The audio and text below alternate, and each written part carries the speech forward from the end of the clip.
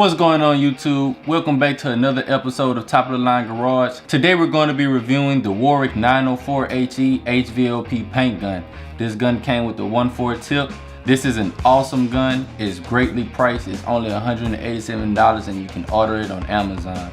This gun has a nickel plated finish. It's very lightweight. It comes with an aluminum cup. It also comes with this pressure gauge. I don't really like the pressure gauge that it comes with because you have to unlock it to adjust it.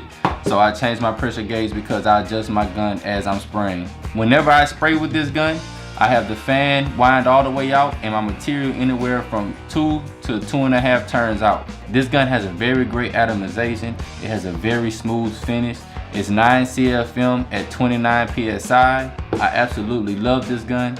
A lot of people compare this gun to a solder jet or a water. To me, it sprays more like a solder jet. If I had to choose between a solder jet and purchasing this gun, I would purchase this gun every time, all the time. This gun can also be used with water-based or solvent-based materials. With water-based growing so fast in my shop, I want to be prepared for any project or any job, and with this gun it allows me to do that. With all of my guns, I always change the air intake valve.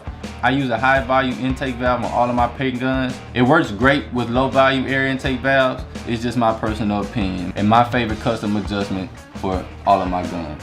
This gun is very easy to take apart. It's very easy to keep maintenance. Every time you use a paint gun, make sure you clean it. Clean it well. If you have a gun washer, use it. If you don't have a gun washer, I'm going to make a video on how you can keep your paint guns clean with materials you may have laying around your shop. Also stay tuned for another video that I'm going to have a spray out with this gun and you guys can see how it sprays base coat and clear coat. If I had to rate this gun with a 5-star rating, I would rate this gun at about a 4.